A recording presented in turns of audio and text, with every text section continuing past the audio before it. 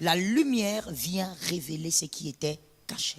Vous êtes la lumière du monde. Dans votre famille, votre présence doit révéler tout ce qui était caché. Dis à ton frère, tu dois révéler ce qui est caché. Le monde entier attend avec un ardent désir la révélation des fils de Dieu. Pourquoi la révélation des fils de Dieu? Parce que les fils de Dieu vont aussi amener d'autres révélations. Ce n'est pas parce qu'ils sont fils de Dieu seulement. Non, non, non.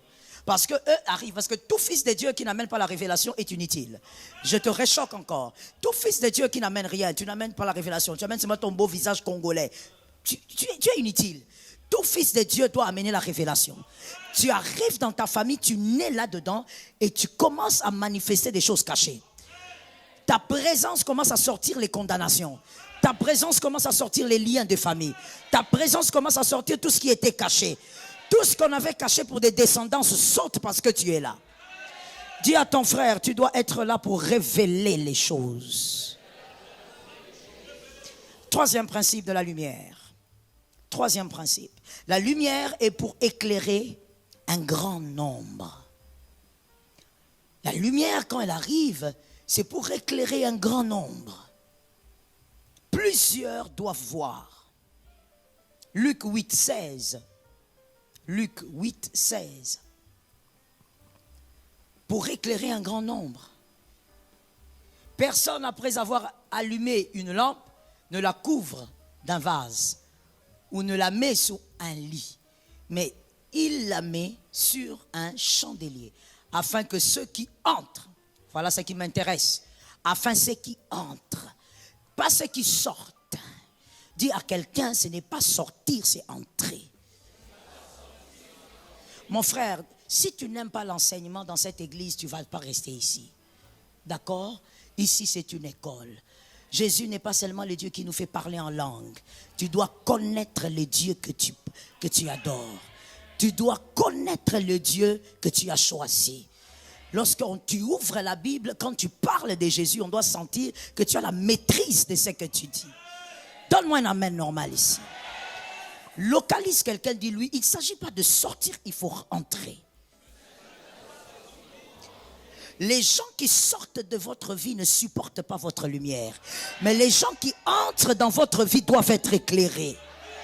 Les gens qui sortent de votre vie ne supportent pas votre lumière.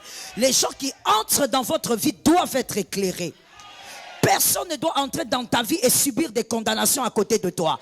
Tout celui qui entre dans ta vie doit être libéré parce que tu as l'onction. Dis à ton frère, l'onction est transmissible. Dis à un autre, l'onction se communique. Dis à un autre, l'onction se transfère. Si tu as un ami qui est poursuivi par les esprits de poursuite, ton onction doit chasser ces démons. Ton onction doit condamner ces démons. Ton onction doit imposer l'autorité de Christ.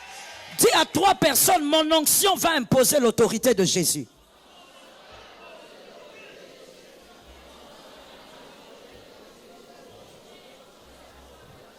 Ça doit se passer comme ça.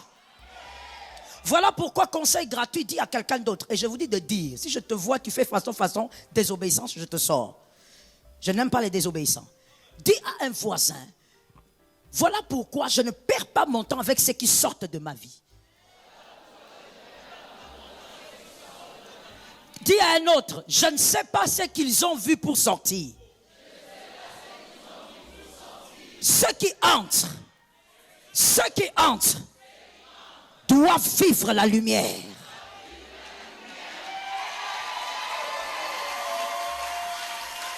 Ceux qui entrent, ils doivent vivre la lumière. Voilà pourquoi le pasteur Joël ne te dira jamais, la tante qui est venue chez toi est sorcière, chasse-la. Ton grand-père est venu, il est sorcier, chasse-le. Ah non, le pasteur Joël ne te le dira pas. Garde ces images, tu vas les garder pendant des années. Tu ne m'entendras pas. Voici ce que moi je te dis toujours. Tu es la lumière, il faut qu'il sente la lumière. Il doit sentir le feu lui-même. Il doit sentir l'onction lui-même. Il doit sentir le pouvoir, la puissance, l'autorité, la victoire, l'huile. L'huile que quelqu'un sent est différente de l'huile dont on lui parle. Voilà pourquoi il y a des gens dans cette salle, quoi que tu fasses, il ne laissera jamais Jésus. Dis ce que tu veux. Parle comme tu veux. Crée, monte des histoires. Il ne lâchera pas Jésus. Parce qu'il a lui-même touché Jésus. Tu n'as pas besoin de dire, ma belle-mère, je ne la sens pas. Tu ne la sens pas? Élève la prière. Élève la lumière en toi. Que le feu commence dans la maison. Le serpent fuit le feu. Let me talk. Il n'y a pas de feu qui fuit le serpent. C'est quoi cet évangile que toi tu veux nous amener? Un évangile où, comme il est sorcier, c'est toi qui dois le chasser. Qui doit fuir qui? Parce que voici ce que Jésus aime. Lorsque un sorcier te défie, il faut que Jézabel se mette en colère. Si tu affrontes les prophètes de Baal, Jézabel ne se met pas en colère. C'est que tu n'as pas affronté les prophètes. Jézabel doit se mettre en colère.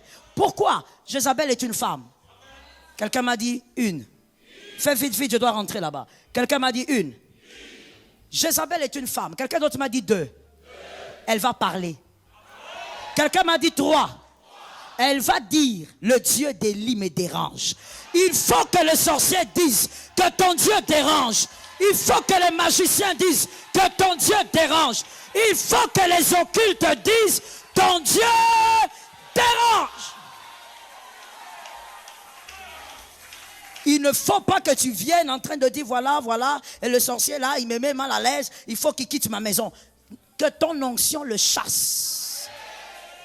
Parce que ce qui compte pour Dieu, ce n'est pas seulement que ta maison soit libérée d'un sorcier, mais le sorcier doit amener la nouvelle. Je parle et je prophétise. In the name of Jesus, que son sorcier amène la nouvelle. Qu'il dise que tu es un Dieu, qu'il dise que tu es un roi, qu'il dise que cette maison est un feu. Que ce sorcier amène la nouvelle. Dieu est un Dieu de nouvelles. Il a dit, va dire à mes frères, Dieu aime qu'on parle de lui. Voilà pourquoi il n'est pas d'accord quand tu as un témoignage et tu ne parles pas. Même si Dieu ne te reproche pas dans un rêve, sache qu'il est contre toi. Dieu aime qu'on parle de lui. Que toute la famille dise, ce petit-là a un Dieu. Tu as 17 ans, mais tu as un Dieu ancien. Tu as 20 ans, mais tu as un Dieu. Dis à 5 personnes, malgré mon âge, mon Dieu est vieux. J'ai dit 5 personnes.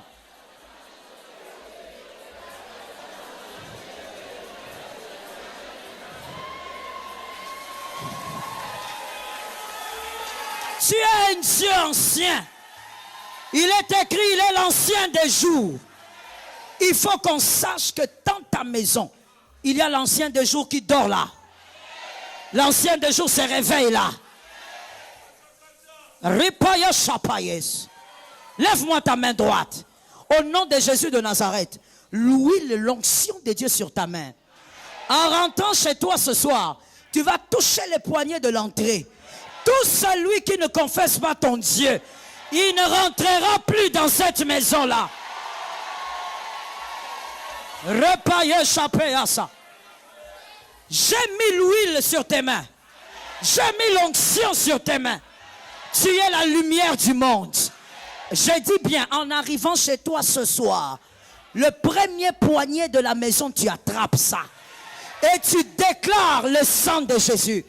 Tu entres dans ta maison. À partir de ce soir, tout sorcier, tout envoûteur, tout enchanteur n'entrera plus dans cette maison-là.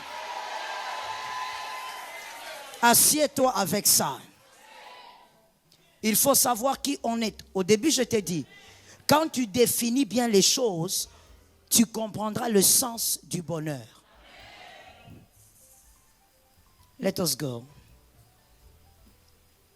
Quatrième principe. Quatrième principe. La lumière dérange les ténèbres. Virgule, ça dérange les ténébreux. La lumière dérange les ténèbres, virgule, ça dérange les ténébreux. Les personnes ténébreuses.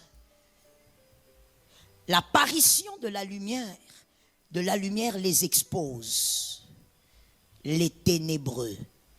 L'apparition de la lumière les expose. Quelque chose de formidable, c'est-à-dire donc que la nature de la lumière est une arme. Sa nature elle-même, c'est déjà une arme. Rapayikai. La nature de la lumière est une arme par elle-même. Lorsque la lumière apparaît, toutes les personnes ténébreuses se sentent mal à l'aise. On n'a pas touché, on n'a pas parlé, mais ces personnes commencent à se cacher. L'apparition de la lumière est une arme. La nature elle-même de la lumière est une arme. Daniel 2, 22. Daniel 2, 22. La lumière expose le mal. La lumière expose le mal. La lumière n'a pas parlé. La lumière n'a rien dit. Mais celui qui est mal commence à se cacher. Voici ce que le prophète Daniel dit. Il révèle, il parle de la lumière. Il révèle ce qui est profond et caché. Il connaît ce qui est dans les ténèbres. Et la lumière demeure en lui. La lumière révèle ce qui est caché. Les personnes ténébreuses ne supportent pas la lumière. Voilà pourquoi dans le point précédent, je t'ai dit, tu ne sais pas pourquoi celui-là est parti. Tu ne sais pas. Le monde est tellement compliqué. Généralement, ce qu'on voit n'est pas ce qu'il y a. Sois plus sage que ça. Tu ne sais pas pourquoi il t'a quitté. Peut-être que ce sont ces ténèbres qui ne te supportent pas. Vous savez, un hypocrite peut faire semblant pendant un temps. Mais quand un hypocrite vit très près d'un homme bon, il ne restera pas là longtemps. Il ne restera pas là longtemps. Parce que la bonté de cet homme va exposer son cœur. Un homme ténébreux ne supporte pas la lumière. Vous allez simplement entendre. Laissez-moi donner un conseil gratuit. Quand un homme ténébreux quitte un lieu, quitte une famille, quitte une personne, s'éloigne d'une chose, vous allez remarquer que cette personne, elle sera la seule à parler. Est-ce que je parle? Cette personne sera la seule à beaucoup se justifier. Vous verrez que la personne, je donne un exemple, vous êtes amis, vous êtes à deux, vous c'est Gisèle et vous avez Karine. Mais Karine part, vous ne savez pas pourquoi. Un beau jour, elle arrête de vous appeler, elle vous bloque, elle ne répond pas à vos appels. Mais vous allez remarquer que vous avez autant mal parce que vous ne savez pas pourquoi elle est partie. Mais vous remarquerez que c'est elle qui s'est justifiée. Vous apprendrez, elle a dit. Vous apprendrez, elle a dit. Elle a parlé de vous, alors que vous ne savez même pas pourquoi elle est partie. Elle ne vous affrontera jamais, mais elle parlera. Comprenez que c'est les ténèbres. Les ténèbres parlent beaucoup. Les ténèbres aiment beaucoup s'agiter. La lumière ne fait rien, la lumière apparaît. Et les ténébreux, les personnes ténébreuses ne supportent pas la lumière. Voilà pourquoi vous allez voir que, examinez bien, pendant que je parle, réfléchissez. Faisons tourner nos neurones. Vous allez remarquer que les personnes qui sont très vraies, je ne parle pas d'arrogance, s'il vous plaît.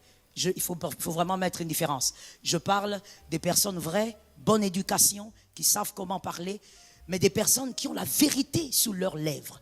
Vous verrez que les hommes faux ne vivent pas avec. Vivent pas avec. Et vous verrez que les hommes faux ne le supportent pas. Et des fois, ça dépend des cultures, hein, mais vous verrez dans certaines cultures, on va dire, non, il est trop difficile. Il est trop dur à vivre avec. Il n'est pas supportable. Le problème, ce n'est pas celui-là. Le vrai problème, c'est la vérité. Quand quelqu'un ment beaucoup, même s'il fait semblant, à un moment donné, il ne va pas supporter vivre avec la vérité. Est-ce que quelqu'un m'entend? Vous allez voir Jésus, il a expliqué ça très bien. Il a expliqué comme un bon pédagogue. Il n'a pas parlé, il a fait. Parce que des fois, pour guérir une personne, il ne faut pas parler, il faut faire. Jésus a 12 disciples, mais à un moment donné, il dit, bon, je veux montrer la gloire que j'ai. Je veux montrer à ces hommes que je suis plus grand que Moïse, plus grand qu'Élie. Pour ça, il sélectionne. il prend Jacques, Pierre et Jean. Mais vous lisez ces 3 personnes. C'est un devoir à domicile. Lisez ce soir l'épître de Jean. Lisez Jacques. Lisez Pierre. Vous allez voir que c'était les 3 hommes les plus francs des 12. C'était les 3 hommes qui n'avaient pas la langue dans leur poche. Quand ils devaient dire quelque chose, ils les disaient direct. Jésus les prend et les amène. L'une des raisons, c'est d'abord parce qu'ils sont vrais comme lui-même. Mais la deuxième raison, c'est que quelqu'un de vrai va dire ce qu'il a vu. Résultat, aujourd'hui, nous en parlons ici sur Kinshasa, précisément à ma campagne, parce que ces 3 hommes avaient la capacité de dire ce qu'ils avaient vu. Un homme faux va dire ce qu'il a vu et va amplifier. Un homme faux va dire ce qu'il a vu. Oui, il va le dire. Mais il va amplifier ce qu'il a vu. Les ténèbres mettent mal à l'aise les hommes ténébreux. Vous n'allez pas comprendre. Des fois, vous allez dire, mais pourquoi tu n'es pas bien? Pourquoi tu n'aimes pas qu'on soit avec tel? C'est quoi qui te dérange exactement? Non, rien. Non, rien. Le vrai problème, c'est que la lumière dérange. Que Jésus t'aide ce soir. Que si les ténèbres dominent en toi, que la parole de Dieu impose la lumière. Je suis d'accord avec cet amen, c'est rempli d'humilité.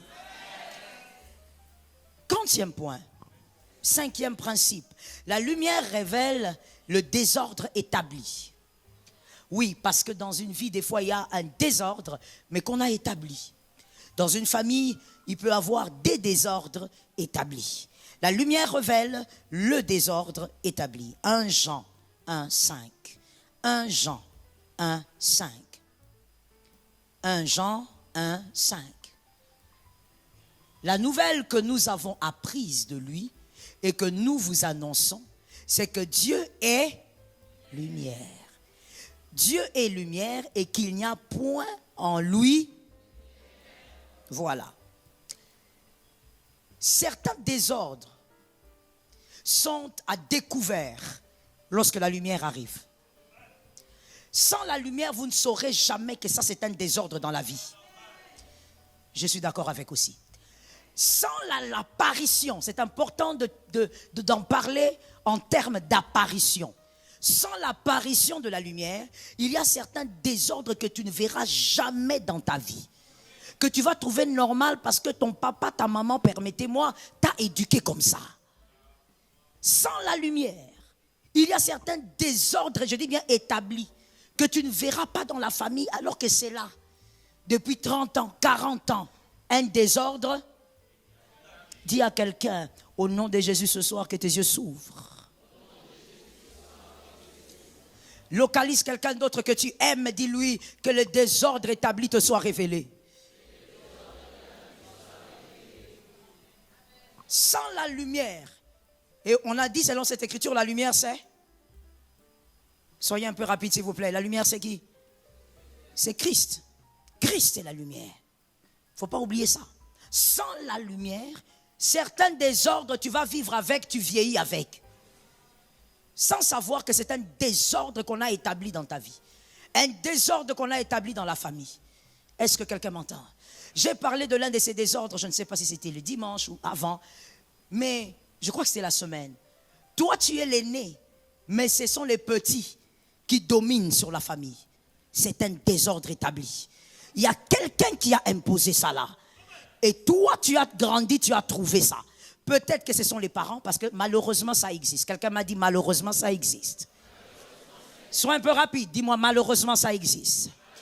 Il y a des parents, en faisant grandir les enfants, ils ne respectent pas la ligne d'arrivée selon Dieu. Parce qu'aucun parent a décidé que celui-ci soit deuxième, celui-ci soit troisième. C'est Dieu qui les a envoyés. Alors, aime tous les enfants d'abord de la même manière. Quelqu'un m'a dit, première chose, aime tous les enfants. Quelqu'un m'a dit, deuxième chose, respecte la destinée de chaque enfant. Ne compare pas les enfants. Oui, il peut arriver que la troisième se marie avant l'aîné. Laisse-moi parler. Ce n'est pas un signe de bénédiction. C'est un signe de visitation. Tu n'as pas compris. La bénédiction, la grâce que Dieu donne à un homme, imméritée. La visitation, c'est votre destinée qui l'attire. Dieu peut bien imposer le mariage à un cadet avant les aînés. Il n'est pas plus béni que les aînés. Il a seulement été visité selon le timing de sa destinée. Localise un voisin, dis-lui que ta visitation ne te fasse pas croire que tu es en avance. Je parle, je prends une écriture, Léa et Rachel. Les hommes intelligents sont déjà arrivés. Léa et Rachel. Léa a eu des enfants avant Rachel. Mais qui a fait quoi au milieu des enfants de Léa? Qui a fait quoi? Même quand il a pris Zilpa, elle a ajouté. Même quand elle a ajouté sa servante, elle a fait aussi des enfants. Avant la servante de Rachel. Qui a fait quoi au milieu des enfants de Léa? Joseph est sorti parmi tous. Est-ce que quelqu'un m'entend? C'est très important de faire la différence entre la bénédiction et la visitation. Vous êtes visité selon votre destinée. Et tu peux être visité avant l'autre. Ça ne veut pas dire que tu es plus grand. Ça veut dire que le timing de ta destinée a décidé que c'est l'heure de ta visitation.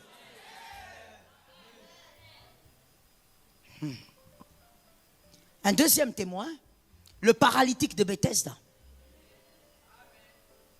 Dernier pour les hommes, mais un miracle incroyable que tous les autres n'ont pas eu. Les autres sont tombés dans la piscine, lui il a parlé à Jésus. Non, tu n'as pas compris, alors je vais mieux le dire. Les autres sont tombés pour guérir, lui il a parlé à un Dieu pour guérir. Donc, pourquoi après 38 ans? Timing de sa visitation. Visitation, ce n'est pas bénédiction. C'est aussi une bénédiction, mais ce n'est pas la bénédiction. La visitation dépend de quoi? J'ai des hommes intelligents ce soir. Ça dépend de la destinée. Le premier peut naître dans une famille. Dieu dit de lui qu'à partir de 20 ans, il aura un travail alors que même s'il ne finit pas les études, on le cherchera même à l'université. C'est sa destinée. Le deuxième peut venir dans sa destinée. Dieu dit qu'à 25 ans, c'est seulement à 25 ans que lui aura un travail, qu'il finisse ses études avant ou après. Mais son travail sera plus glorieux que le premier. C'est une question de visitation. Ce qui est écrit dans la destinée. Mais la bénédiction, c'est quand Dieu décide de te faire une chose bizarre. Une chose que tu ne mérites pas tombe sur toi. Une chose qui n'était même pas calculée dans ta destinée tombe sur toi. Dis à un frère, c'est quand Dieu décide de te gracier. Est-ce qu'on capte? Est-ce qu'on a compris là? La nuance a été faite. Et donc, faites attention avec les désordres établis. Dans une famille, même si les destinées ont des visitations particulières, l'aîné ne peut pas perdre son autorité. Je prends juste ça au fait. Mais tu peux toi-même naviguer par l'aide du Saint-Esprit, voir quel type de désordre il peut avoir dans une vie ou dans une famille. Un désordre établi. L'aîné, même quand il n'a rien, l'autorité doit rester. Ça veut dire, même si tous les petits viennent avec des Range Rover, des Mercedes, lui, il vient à pied. Mais quand il dit, asseyez-vous, tout le monde doit s'asseoir. On ne négocie pas avec la position familiale. Localise-moi quelqu'un, pose la question, est-ce qu'il y a un désordre chez vous? Est-ce que toi, quand tu t'élèves en tant qu'aîné, et quand on dit aîné, ce n'est pas seulement le premier. Tu peux être deuxième, tu as des petits. Ça revient au même. L'autorité de chacun doit être respectée. Dans la famille, on se respecte tous et on donne l'autorité à celui de droit. Est-ce que toi, comme tu es là assis, mon frère, si tu parles maintenant, tu prends ton téléphone, tu dis à ton petit frère, je ne veux plus que tu fasses telle chose. Peu importe son âge, est-ce qu'il s'y range? Il y a quelque chose qu'il faut réparer. Il y a des familles, peu importe l'âge des grands frères, ça veut dire que même si vous êtes tous mariés, Quand l'aîné parle, tout le monde s'arrange. Ce n'est pas seulement l'éducation, mais c'est aussi le fait que les parents, par la grâce de Dieu, ont fait respecter l'ordre de Dieu. Ésaü est l'aîné, il doit rester l'aîné. Je parle ou je laisse. Je parle ou je laisse. Sinon, Jacob, malgré que tu es venu voler la bénédiction, il y a autre chose qui te poursuivra toute la vie. C'est comme ça que vous verrez ces gens de famille, là où l'autorité des aînés ne sont pas respectées, il y a un désordre que vous ne pourrez pas gérer. Vous écouterez le petit frère là en train de dire, on lui dit, mais l'aîné a dit ceci, ou le grand frère a dit, qu'il nous laisse là-bas.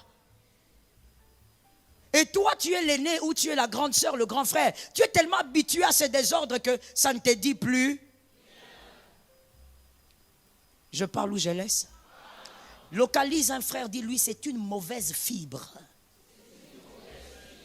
Localise quelqu'un d'autre. Je n'ai pas dit fille, j'ai dit fibre. Localise quelqu'un d'autre, dis-lui, c'est une mauvaise fibre.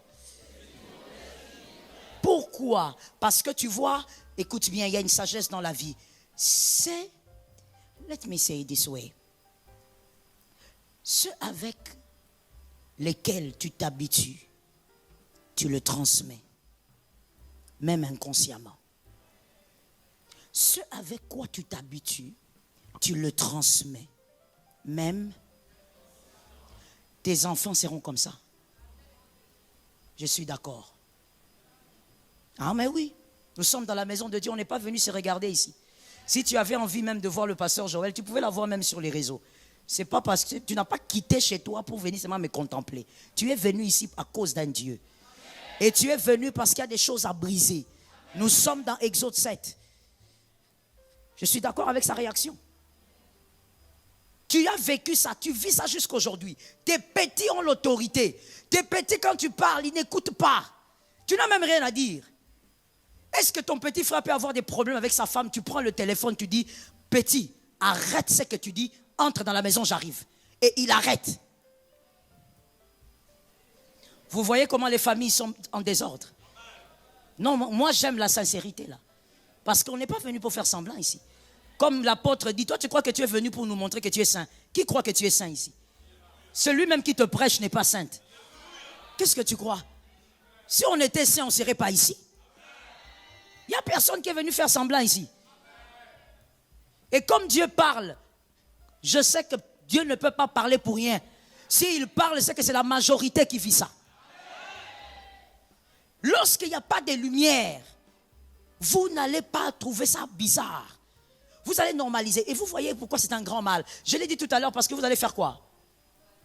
Et ensuite, transmettre. Mais il y a aussi un autre mal. Dis à un frère, il y a un plus grand mal encore. C'est que tu te marieras. Et comme tu te marieras, tu vas rencontrer la famille d'autrui. Et dans la famille d'autrui, là où il y a de l'ordre, toi tu vas être la sémence. Très bien. Tu seras la mauvaise graine. Le mauvais garçon là qui n'écoute personne. Toi, comme tu injuries ta mère, tu injuries ton père, tu vas aller faire la même chose chez les autres. Tu vas scandaliser les gens. Ils vont dire, mais qu'est-ce que cet enfant, c'est quoi? Le mari de Niclette, pourquoi il est comme ça? Pourquoi il parle à papa comme ça? Ça, c'est son naturel. Parce que lui a grandi, sa grande sœur, à Kipakaye Koutou. Voilà pourquoi, je l'ai toujours dit, ce n'est pas nouveau. Ne vous mariez pas qu'avec les êtres humains. Mariez-vous avec la famille. Ce n'est pas nouveau. Même dans certains de mes livres, c'est écrit. Tu peux aller acheter. Il faut tenir compte. Non, c'est un bel homme. Il parle bien. Ça, c'est le campus. Qu'est-ce que tu crois? Ça, c'est le façonnement du campus. La montagne inspirée. Ça, c'est le façonnement des loupiaux. Publicité gratuite. Ça, c'est le façonnement de. C'est tout. Mais ses frères, comment il vit avec ses frères? Moi, mon papa, quand je voulais me marier, il m'avait dit, puisque j'avais déjà perdu ma maman, il était devenu papa, maman en même temps. Et on avait même senti ça. Quand maman est partie, il était devenu vraiment... Il a cool down. Il est descendu du grand général qu'il était. Il est descendu tout doux. Parce qu'il était maman, papa à la fois. Il était obligé d'être doux à des moments. Et donc, quand je lui dis que j'ai rencontré quelqu'un, la première fois que je viens de lui en parler d'ailleurs, il me dit, c'est qui? Il me pose la question, sa famille. Directement, hein, il ne me demande pas comment lui il est court, il est... Non, sa famille. Je parle un peu de la famille parce que je connaissais un peu la famille.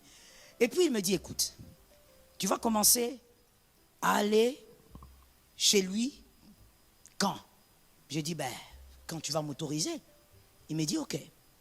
Alors tu iras chez lui ce week-end. Quand tu iras, regarde attentivement comment il parle à sa mère. C'est le seul conseil qu'il m'avait donné.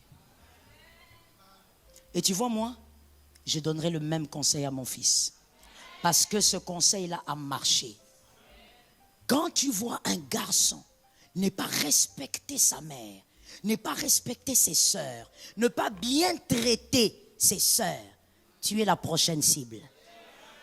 Toi, attends d'abord, parce que je vais fermer vite la parenthèse. Toi, tu crois que c'est le je t'aime qu'il te donne en 2025, vieillotte que tu es, il t'a connu il n'y a pas longtemps, il a connu plein de filles avant toi. Toi, tu crois que ce je t'aime là est spécial. Ça sera plus que le je t'aime qu'il doit donner à ses sœurs.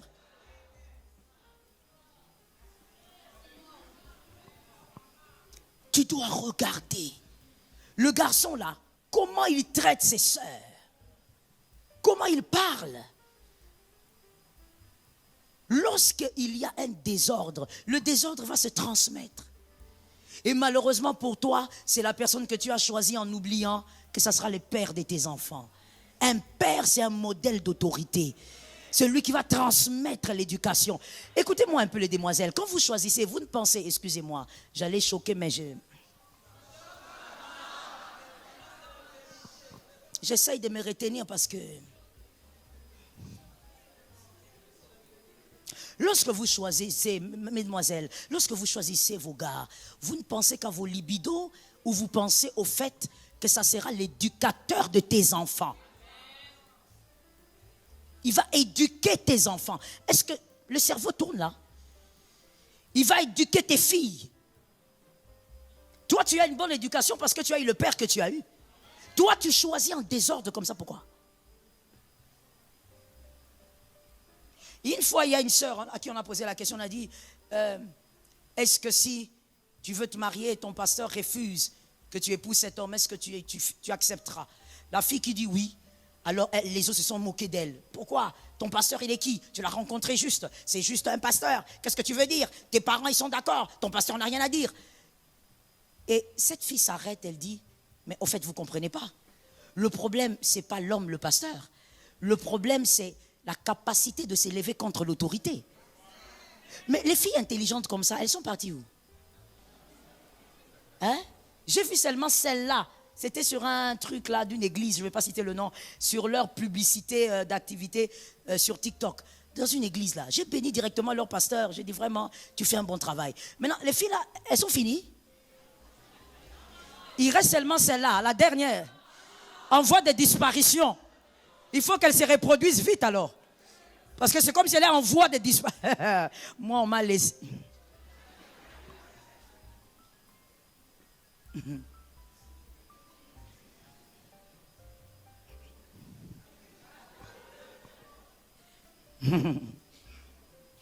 Chacun a sa grâce.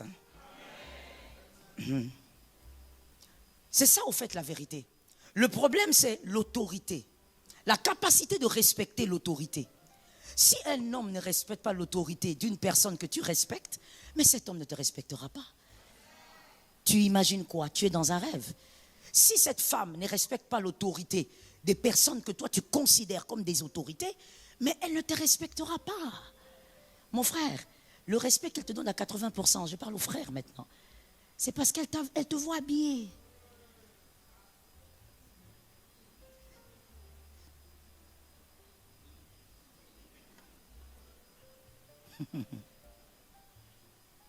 Quand elle te verra 3-4 fois comme un ver de terre, tu seras foutu.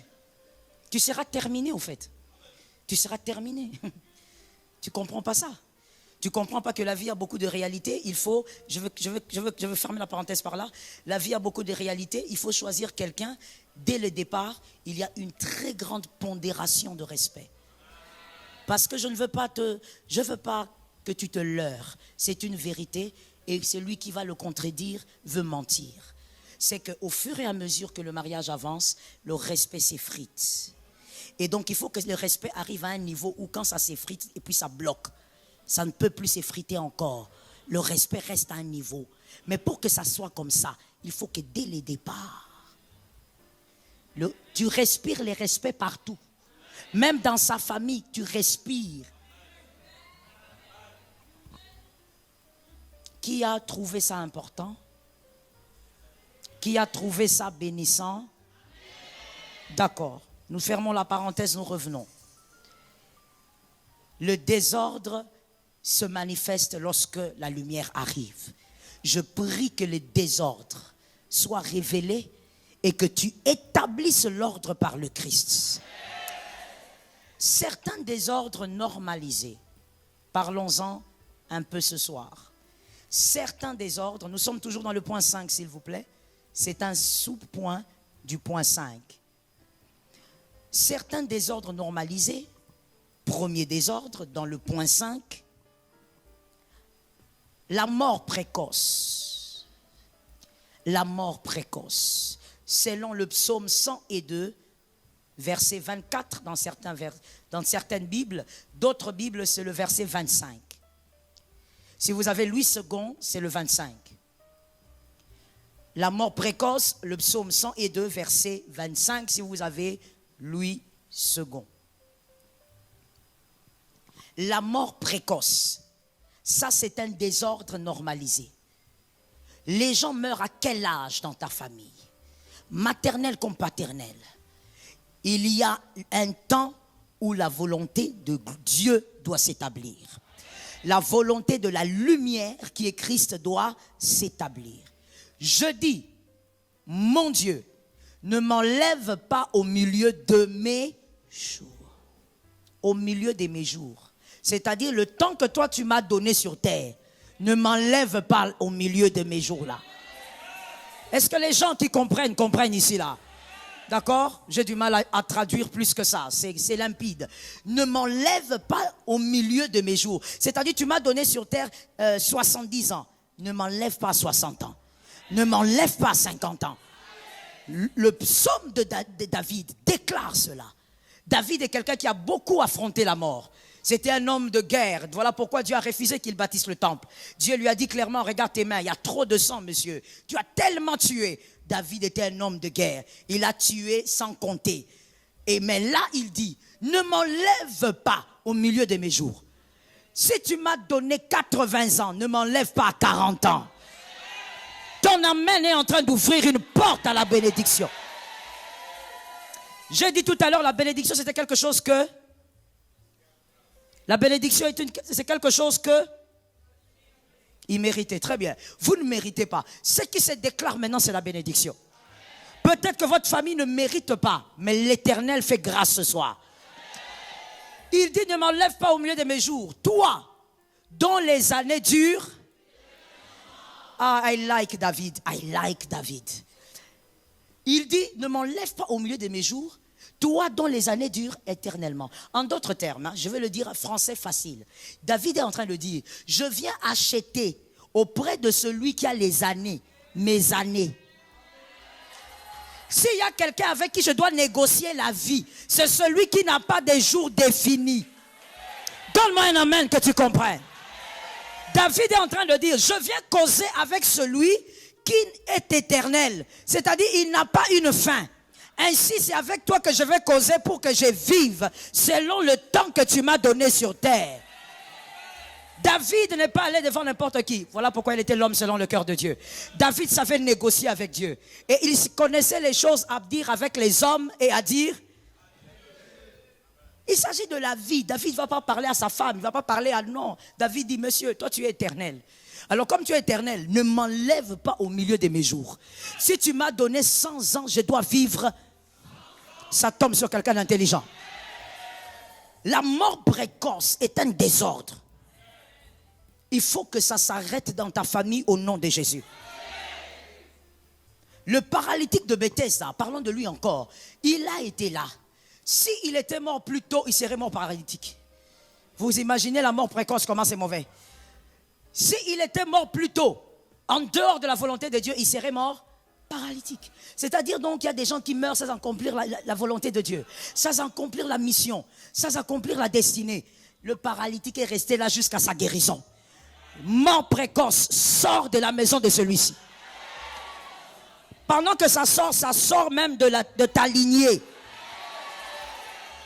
Luc 7, 11 à 14. Luc 7, 11 à 14. Une très belle écriture. Lisons d'abord 8 secondes. Luc 7, 11 à 14.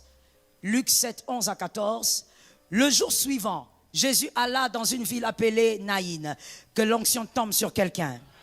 Que la puissance de Dieu tombe sur quelqu'un. Et qu'à partir de ce soir, la porte de la mort précoce se ferme au nom de Jésus. Quelqu'un a levé la main et a dit, c'est un désordre, je vais le régler ce soir. C'est un désordre établi, je vais le régler ce soir. Le jour suivant, Jésus alla dans une ville appelée Naïn. Ses disciples et une grande foule faisaient route avec lui. Lorsqu'il fut près de la porte de la ville, voici. Ainsi, vous remarquez que Jésus fait beaucoup de miracles à la porte des villes. Voilà pourquoi quand vous avez une journée, la journée a plusieurs portes. Quand les portes s'ouvrent, soyez vigilants pour prophétiser sur vous-même. Lorsqu'il fut près de la porte de la ville, voici, on portait en terre un mort, fils unique de sa mère, qui était veuve. Gloire à Dieu. Le fils unique doit rencontrer un autre fils unique. Parce qu'il ne faut pas oublier que là, Jésus, avant de mourir, il est le fils unique. C'est après la résurrection qu'il est le fils aîné. Donc jusque-là, quand il rencontre le fils unique mort, il est toujours fils unique de Dieu. Que ton problème rencontre la solution adéquate. Ça tombe sur une maison in the name of Jesus. Que ton problème rencontre une solution véritable. Il y avait avec elle beaucoup de gens de là. Thank you. Le Seigneur l'ayant vu fut ému de compassion. Quelqu'un m'a dit compassion. Quelqu'un a ajouté pour elle. Elle lui dit ne pleure pas. Il s'approcha et toucha le cercueil. Ceux qui le portaient s'arrêtèrent. Lorsque l'Éternel arrive, que ceux qui ont commandité ce mal s'arrêtent in the name of Jesus. Il dit, jeune homme, il n'a pas dit vieillard. Il dit, come on. Toi, ce que je vois dans le cercueil, tu es. Toi que je vois dans les draps, tu es. Toi que je vois inanimé, tu es. Toi que je vois alité, tu es. Le jeune homme, sa place est au travail. C'est pas dans la mort. Lève-toi. Lève-toi. Localise un voisin, dit ce soir. Cette mort qui a régné dans cette famille déménage. Écoutez maintenant cette version. C'est la parole de vie. Je vous la lis. Parole de vie dit ceci.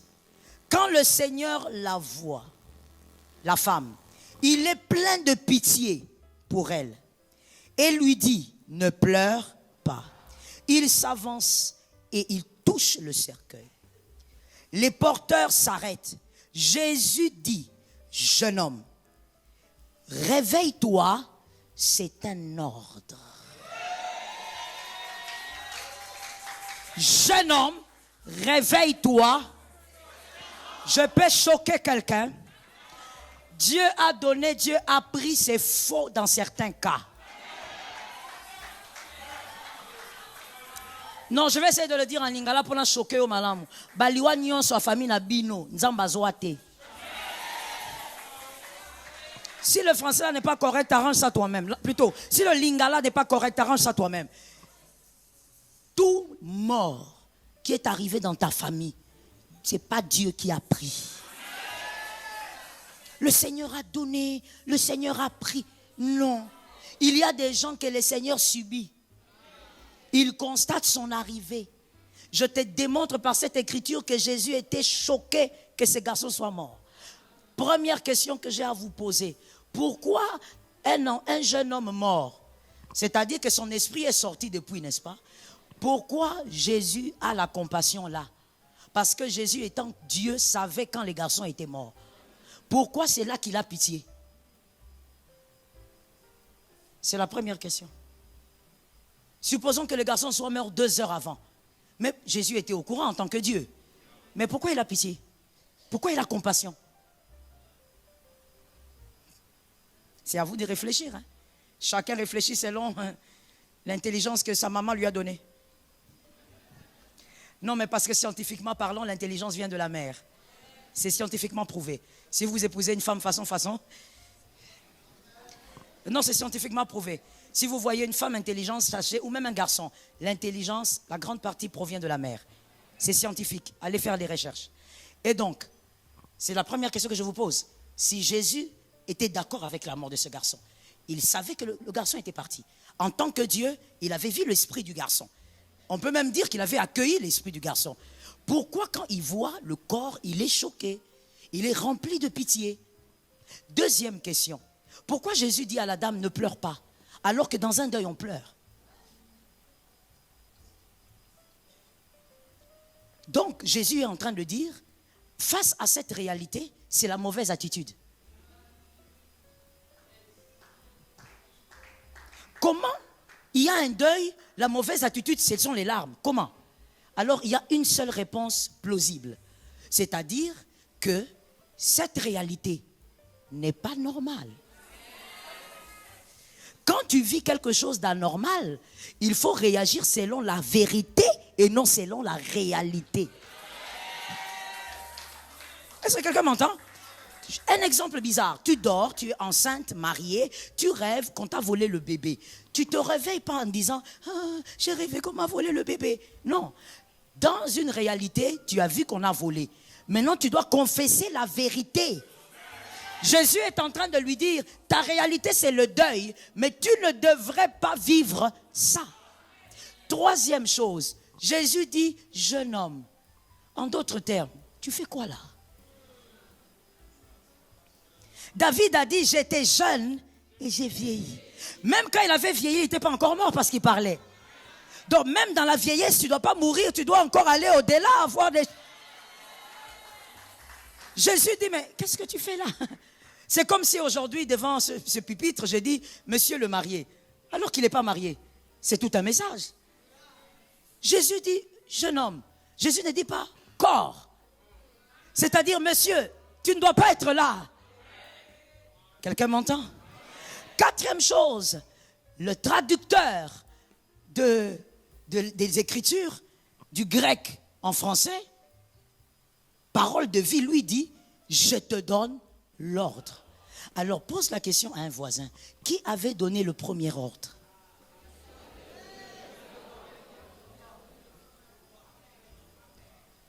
Localise-moi 3 personnes, dis-leur, qui avait donné le premier ordre?